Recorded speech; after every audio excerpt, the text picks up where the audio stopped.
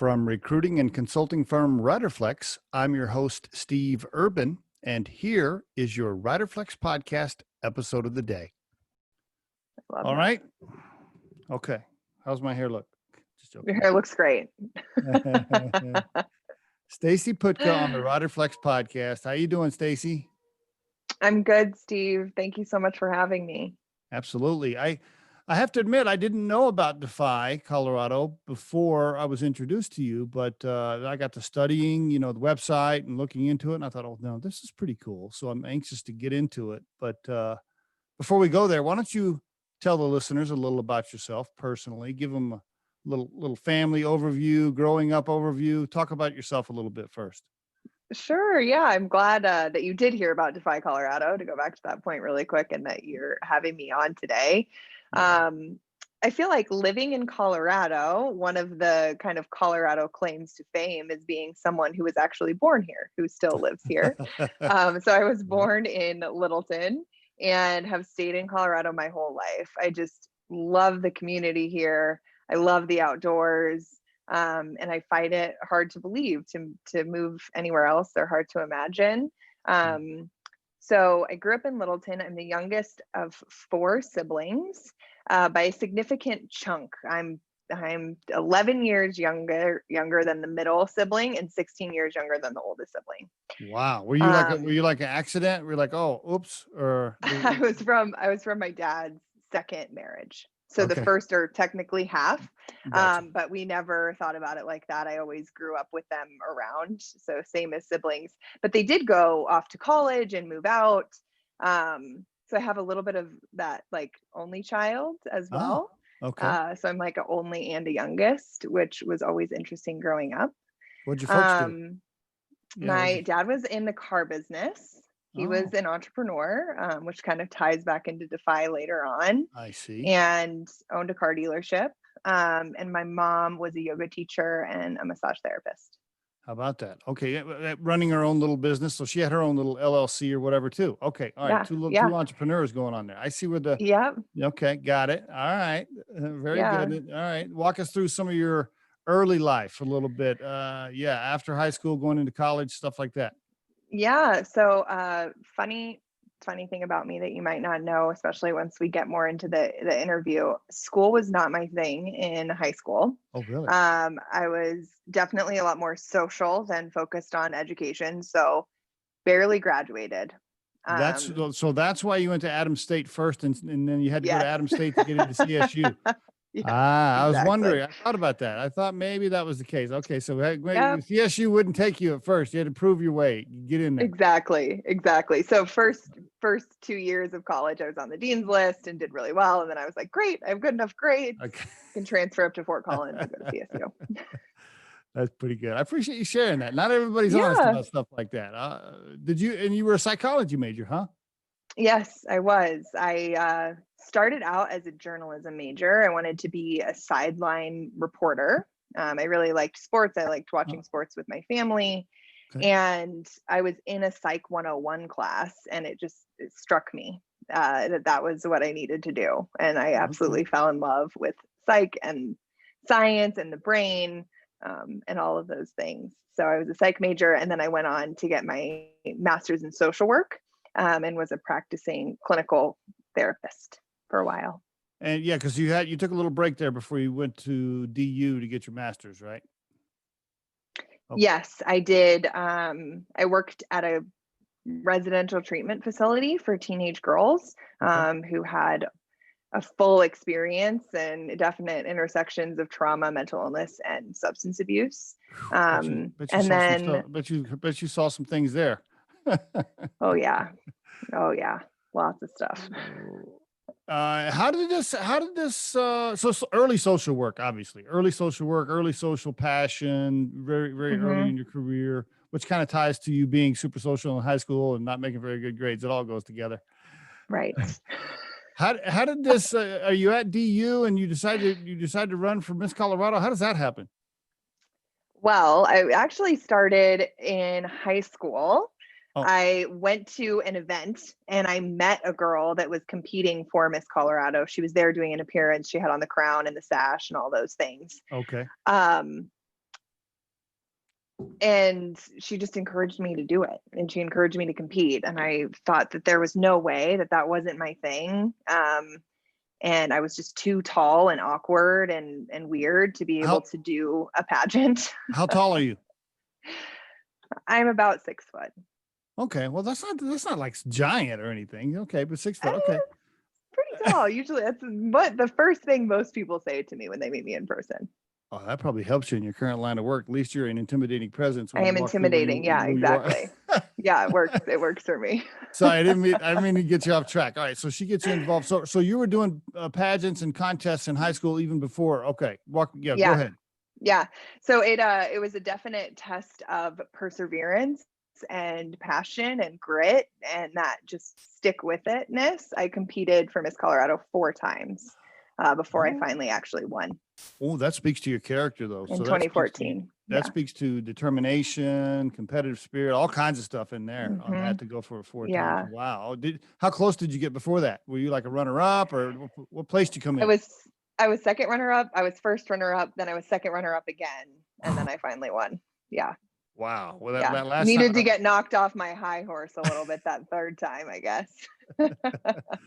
Wow, good perseverance. I like that story. Well, congratulations on winning it. How old were you when you won? Thank you. I was 24, which was the oldest that you can be. That's the age limitation from Miss America. Oh, all right. So it was my 4th and final year. Yeah, let's just let that sink in for a minute. Okay, 4th year, you runner up, second runner up. You're getting super close every time. You know this is your last one. You know when you go to that last one, like this is it. If I don't win it here, I can't come back here. Oof, man, lots of pressure. Yep. Yep. Wow, lots of Definitely. pressure. Did you I know? Was think it? the reason I felt the least pressure the last year because I knew that I had already put 5 years of preparation and practice Okay. into this, and it was no longer about winning the title and more about developing these habits to become the kind of person that I wanted to become and to show up in the world that I wanted, the way that I wanted to show up in the world. And so by that time I wasn't trying to be Miss Colorado anymore. I felt like Miss Colorado. And so I was kind of like, this is great. Like, this is who I wanted to be. This is what I wanted to do. This is how I wanted to show up. And hopefully the judges think that too. And if they don't, then fine. I'll go on and still do all the things I want to do. So much of that experience shaped who you are today. I love that. Okay, Mm-hmm. very good. Yeah. Now, all right, so you're doing that, you win, that's cool, and you're doing social work. All right, how does this walk us through how this ended up into Defy? Go, give me the transition. Yeah. So I was working as a clinical therapist for people that were on parole, and I accidentally kind of stumbled into that line of work. Honestly, I had a clinical skills professor at the University of Denver that I just adored, and he was a wonderful clinical skills teacher. I learned so much about how to build rapport with clients and how to conduct therapy in a really meaningful, effective way. And so I just wanted to intern for him. So I showed up at my internship interview, and the first question was, so Stacey, why do you want to work with people in the criminal justice system? I was like, I don't know, Brian, I just want to intern for you. And so I ended up working there for a few years. I interned and then I got hired on, and I ended up becoming the clinical team lead for the site that I worked at. And through that process of working with people on parole, I became extremely passionate about the criminal justice system. And the way that it was built is really flawed. I hear people say all the time the criminal justice system is broken. It's not broken. It's working exactly how it's supposed to work. And that's the problem. It was fundamentally built in this wrong way that doesn't actually achieve the means of community safety that we want it to, or that we think it does. And so I was very, very passionate about criminal justice reform. And when I was working with the guys on parole, I was kind of working within the system. And that was really frustrating and really difficult.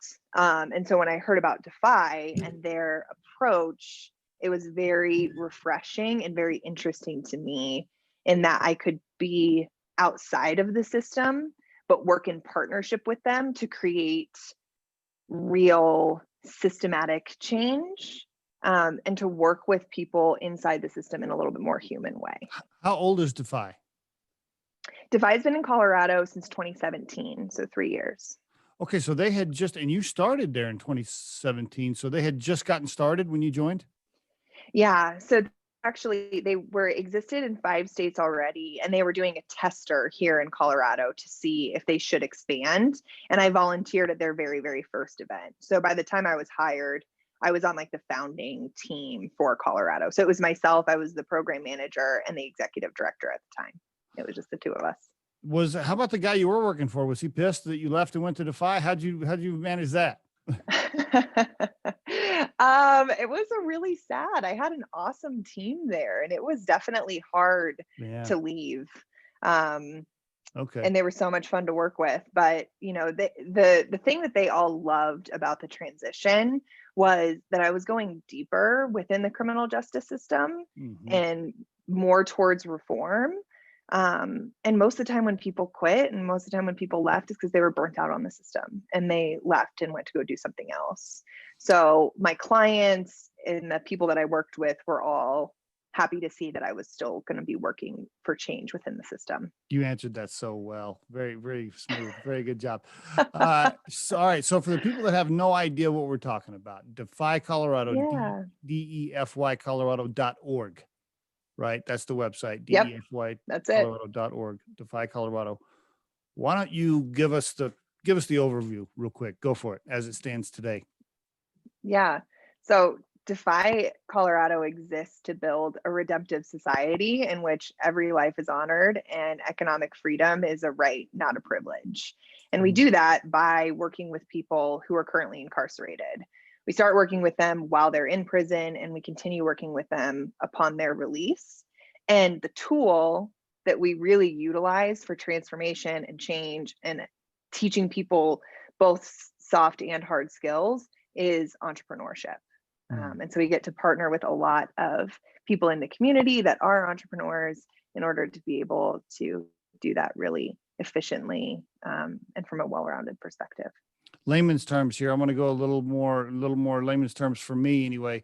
I'm a guy, I'm incarcerated. I'd like to start my own business when I get out. I got an idea. You can help me get there. Is that the short of it? Yep, that's it. What if I don't want to be an entrepreneur? What if I just want to be an employee? Do you help those guys too, or just your primary focus is the entrepreneurs? I would say actually that our primary focus is the people that want a career and that want to work for a business, but that are intrigued by entrepreneurship and the entrepreneurial mindset.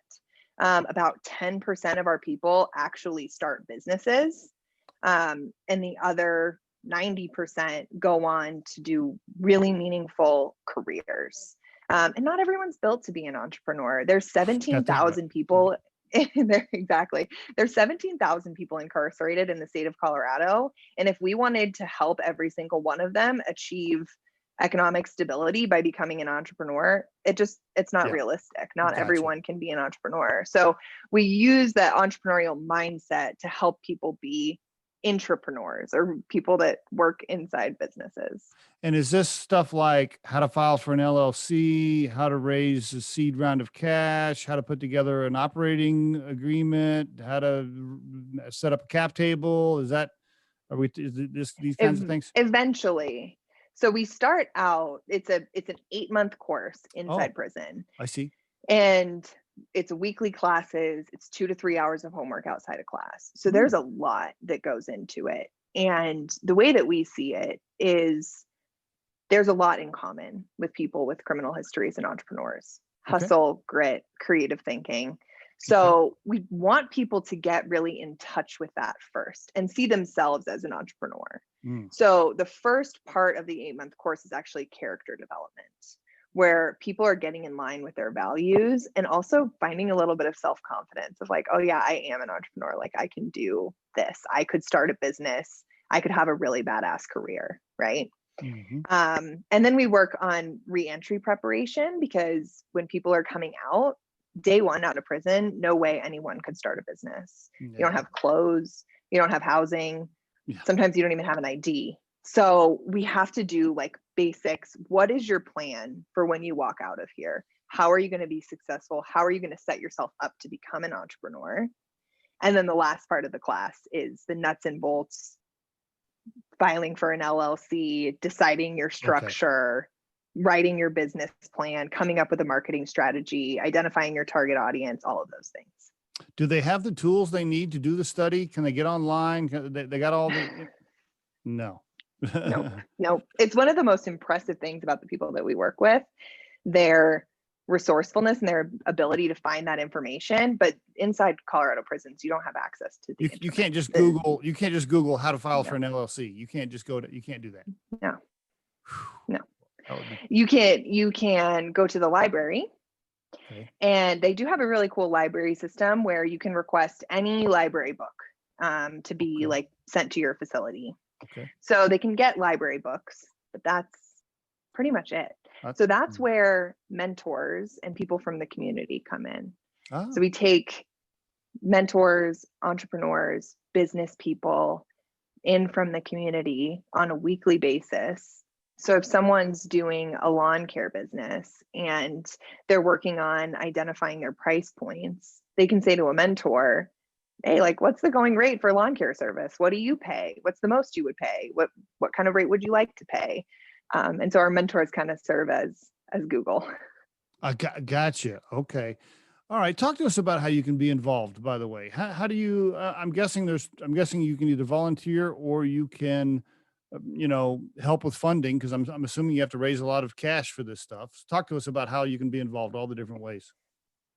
Yeah, we need mentors. We need people with empathetic mindsets who have business backgrounds that are interested in supporting the people in our program, who believe in second chances. So if you go to the website that you said earlier, defycolorado.org, there's a drop-down page on how to get involved, how to volunteer, and you can let us know if you're interested in volunteering. And of course, we do always need donations. We're completely privately funded. We get donations from individuals that we work with and from foundations. So you can donate on the website as well. How many volunteers do you have? Like how many mentors do you have in your program, roughly? I'm sure that fluctuates, but just in general. It does. And it's because we don't require people to come in 18 times or something like that. It's if you want to come once, you can come in once. Gotcha. So the number of individuals involved in who have been mentors is 600. Wow. Okay. And some of those 600 some of those 600, I'm sure, come back periodically when they have time. Yeah. And we have an individual that goes to one of our facilities once a week, and she did it for 8 months last year. So it really is kind of up to the mentors and what they want to do. The thing about prisons is they're not in our backyard. They're very far away. Right. Our closest one is 2 hours from the Denver metro area.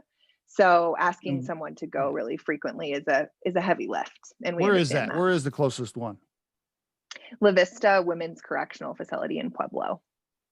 Okay. I thought there was one down by Buena Vista somewhere. No? We have Canyon City, which is about 2.5 hours, 2 hours and 15 minutes if you drive like me. Gotcha. And then we're at Arkansas Valley Correctional Facility, which is about 3.5 hours in Ordway, Colorado. Are those the only 3 facilities, or you're only in certain facilities? Yes, we're only in certain facilities. We're also a really small team of 3. So our program director drives to all 3 facilities when we're doing class in person. This year has been different because it's COVID and we can't do things in person. Yeah. But when we're doing in-person programming, it's at those 3 facilities. We'd like to expand at some point in 2021. But we are doing something really cool where we record stuff with mentors online, and we are sending it into all of the prisons right now. So all 17,000 people in Colorado prisons have access to Defy's programming on their television. So this is why, okay, now I understand. My partner, Scott, here at Riderflex, because we have a podcast where we give a bunch of career advice, lots of entrepreneurial advice. We interview lots of entrepreneurial startup founders. And he said, hey, I want to give some videos to Stacey. And I was like, well, just send her to the YouTube page. Like, just just go to the YouTube page. They're all on the Right. YouTube page, but now I get it. They can't just do that, right? So Yeah, exactly. you got to have the So the YouTube files. page is an option. So we're YouTube for them. I see. That's why you had to have the files. And okay. And we only gave you a few files. We have we have hundreds of tips and interviews. I mean, we have like over 150 entrepreneurial interviews that everybody else on the Yeah. planet can watch for free because they can get to YouTube, but these guys can't get to it unless we give you the files. Okay. I'm going to make a personal note of that and make sure that we get you some additional files. Thank you. I There's no appreciate that. reason. Yeah, any additional content we can get in there is beneficial. Yeah. I mean, why not? They just, all we got to do is put them in a Dropbox or a shared Google folder or however you need them. I don't, So for anybody else listening, I mean, because there's some great podcasts around starting businesses. I mean, that's huge. We have a podcast that does pretty well, but there's millions of podcasts about startups and entrepreneurs. These guys can't get to them. Right. So I see the challenge there. Okay. So back to the fact that you're only in certain facilities. So you're a small team, which means you can only do so much, but if you had more cash raised, then you could hire more people and you could be in more facilities. How do you know? All right. So cash raising, what percentage of your job is talking to people that have money saying, hey, I need help over here. I need you to write a check for me. How much time do you spend on that? About 50%. Yeah. Being just a small team of 3, I do a lot of operations, back office kind of stuff. And I still do a lot of program work as well, which is nice because that keeps me passionate and keeps me remembering our mission and who we serve. So I'd say about 50% is fundraising. The rest is program, admin, back office. What's the biggest hurdle you run into on the fundraising? What do you hear from people that have money? What are they saying? Yeah, I want to be involved in something, but I don't want to give it to former prisoners. Like, what kind of pushback are they giving you? Yeah, I think that one of the disconnects is like, why am I giving money to help people in prison? And most of the donors were able to help them understand why in prison is so important. But if we think about the way the system is structured and what we say time spent incarcerated is supposed to be towards, it's supposed to be for rehabilitation. People are supposed to be rehabilitated while they're inside. So when they come out, they're not a risk to the community anymore. They're not a risk to themselves. They can go on living their life, but that's not what has traditionally happened with the correction system. People are locked away. They're taken away from their families. They're taken away from resources. They don't get meaningful job experience, and they're set up for a disadvantage so that when they do come back into our communities, they don't have anything. They don't have any skills. They don't have any experience. They don't have any confidence. They don't have any money. And we expect them to somehow become successful after that. So it is essential that we work with people while they're in prison because they're stable there. They have housing, they have food, they have clothing, like all their basic needs are met. So we can talk about how do you get in line with your values, right? How do you decide who you are and how you want to show up, and how can you come up with a plan to execute that and be that kind of person? Whereas so many reform or like reentry services, they're called reentry services because they help people when they're getting out of prison. Okay. But at that point, they don't have any of the basic needs. So they're just focused on how do we get this person a bus pass to go to their job interview? How do we make sure they have an outfit to wear?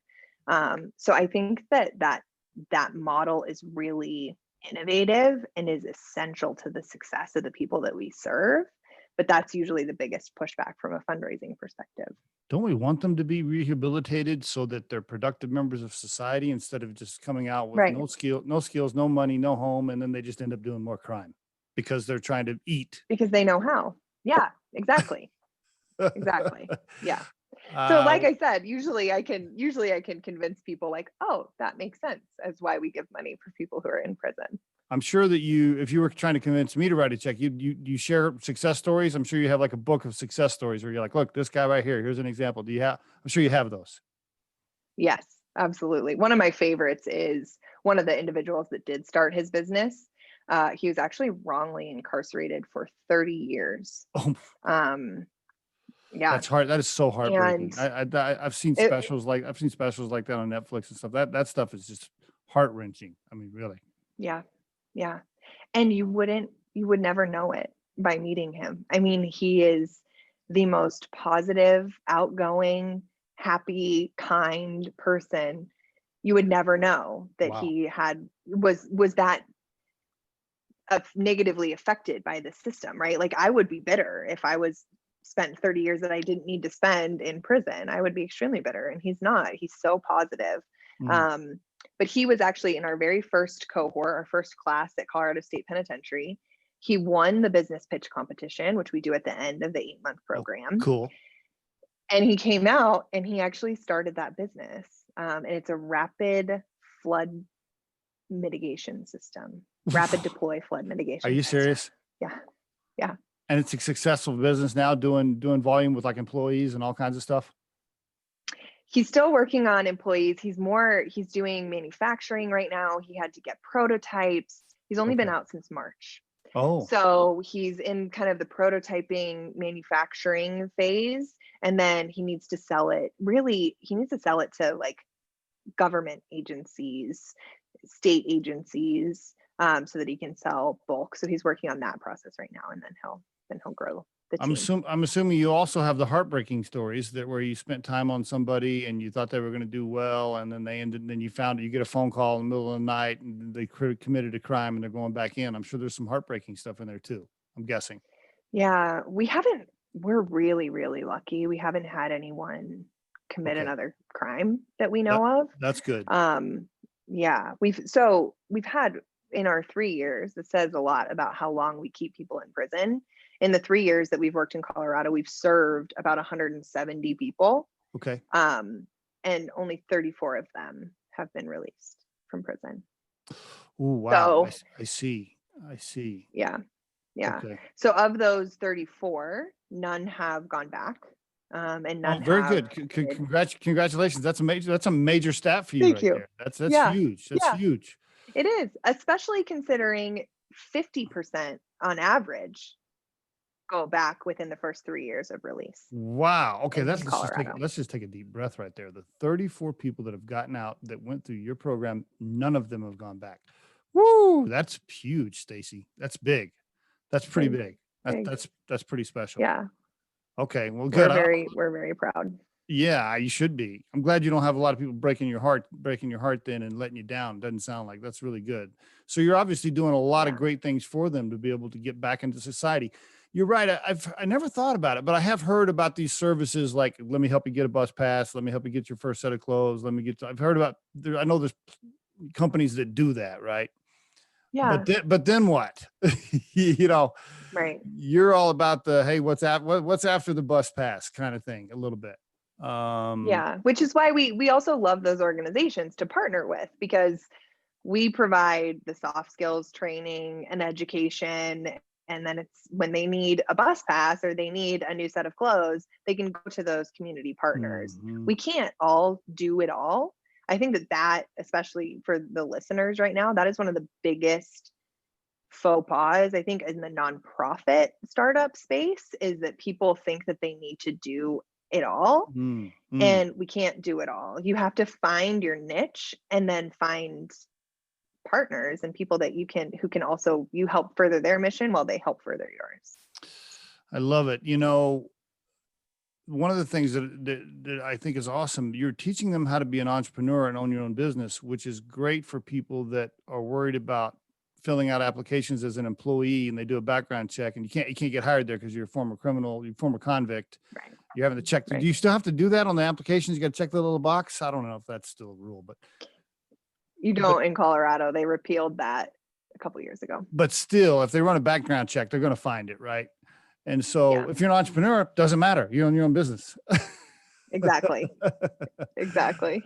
I love that. Okay, very good. Sounds like you need additional funding and additional volunteers. Hopefully you'll get that as you move along, because it sounds like an awesome program. You know, before I ask you about being CEO/managing director, I want to go down that path for a minute. But before we get there, yeah, I just beyond the guys that are incarcerated, unfairly, or they didn't do it, beyond the guys that are innocent. And like I said, I've seen specials like that on HBO and Netflix and stuff. And I just, man, those are hard to watch. I mean, emotionally, but beyond that, also feel very sad for the guys that weren't real criminals, but did this one thing, like they had too many beers, they drove home drunk, they shouldn't have, but before that they had a family, never been arrested before, never done anything wrong, and they drove home that one night as a DUI and accidentally hurt somebody or killed somebody, and boom, there they are, they're in prison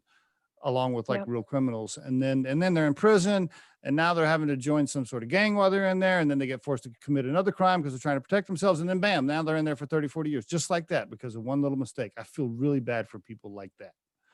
Yeah. You know, Yeah. one little It's a significant. It's a significant number of them that are like that, huh?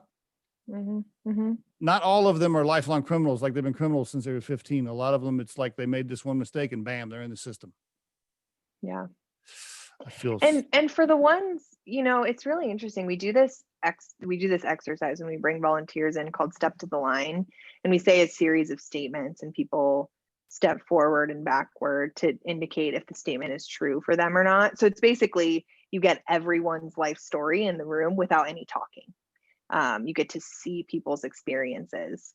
And one of the things that struck me the first time I volunteered and the first time I did the activity is the people that have been engaging in illegal activity their whole lives didn't have a lot of other options, right? Like that too. They were 8 and just their mom was at home and she was working 3 jobs and she still couldn't afford to pay the rent. Yeah. And they have someone who's jumping them into a gang saying, hey, if you come do this with me, I'll give you money. You can give it to your mom. Like we'll help take care of you. And there's a lot of, that's that common thing with entrepreneurs. It's like creative thinking. And True. they were doing illegal stuff. It was illegal. Like there's no, I don't disagree with that, but I do disagree with them needing to spend significant amounts of time in prison, which are only perpetuating that behavior, to like repay a debt to society when there's so many other ways, like getting someone really good job training and providing them opportunities to become better people and become who they really want to be inside. And then they can give back to our communities in meaningful ways and pay taxes and create jobs and all of those things instead of being a drain on the state. That's the big thing right there. I mean, really, yes, we're improving lives, but hey, at the end of the day, we're trying to make them productive members of society here so that it's not a drain on the taxes. Is like they're helping, they're part of the system, which I think is awesome. Exactly.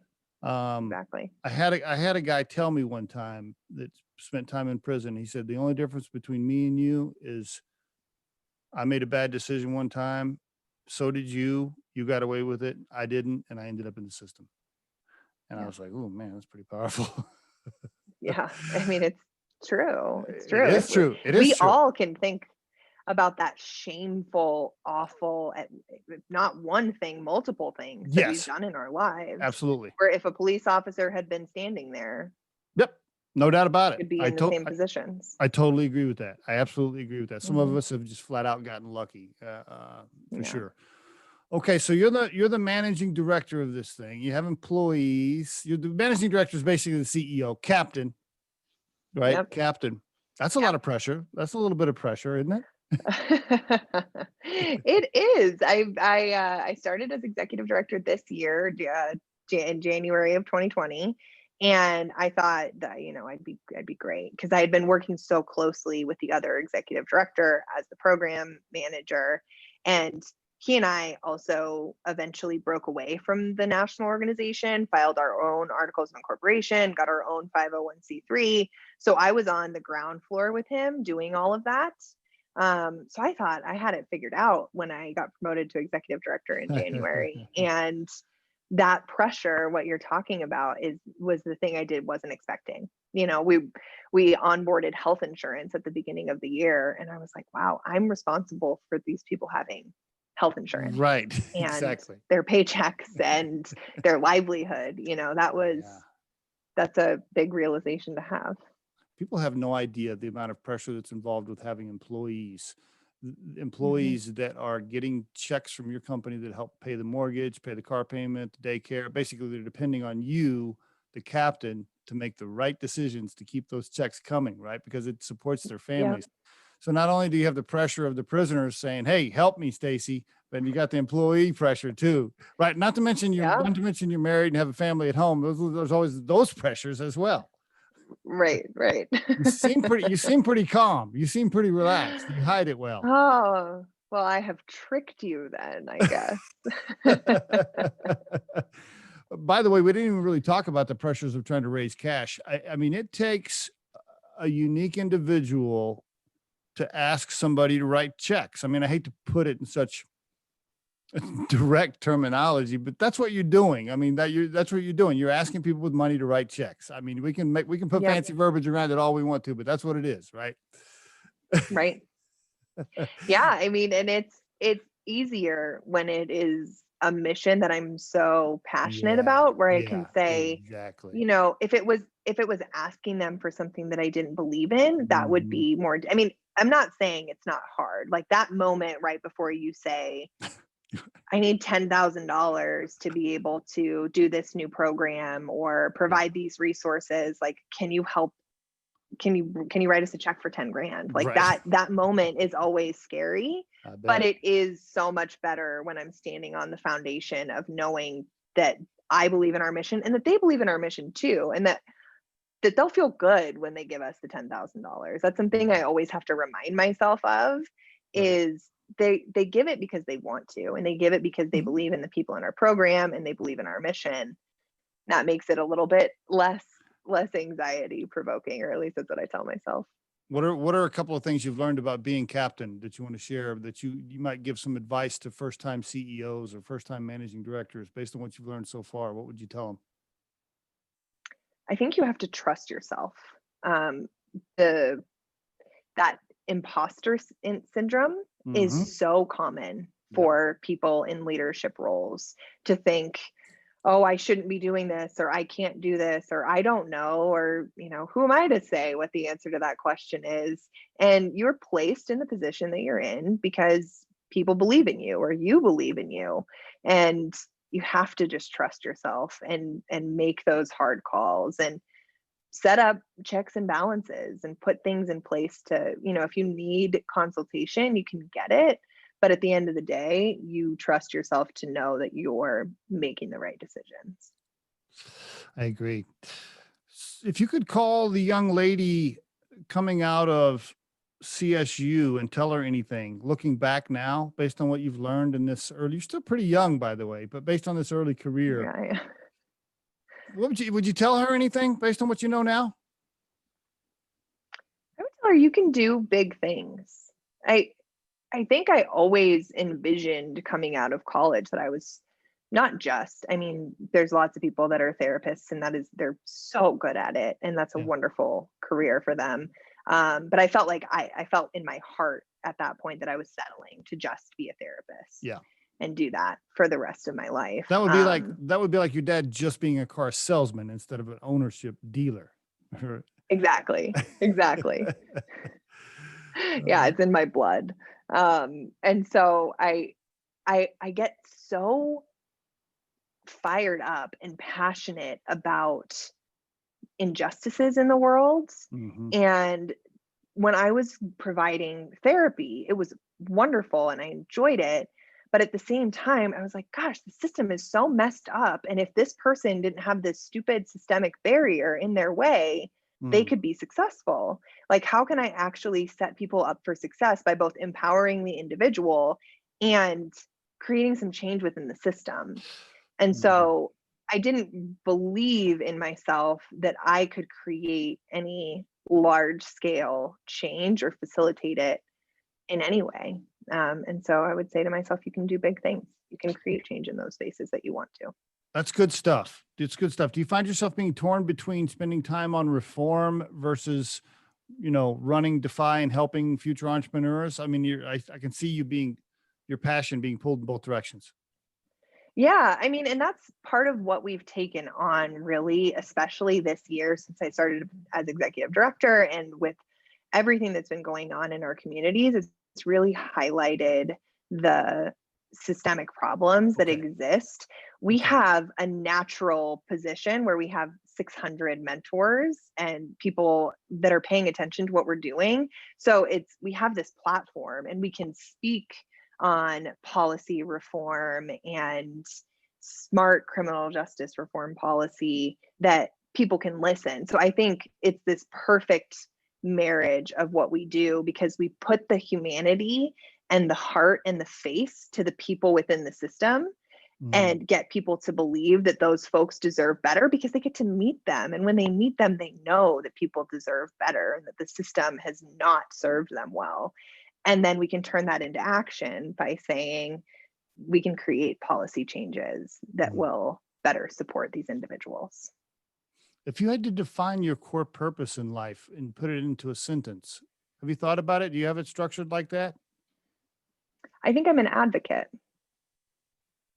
You are, by the way. I love it.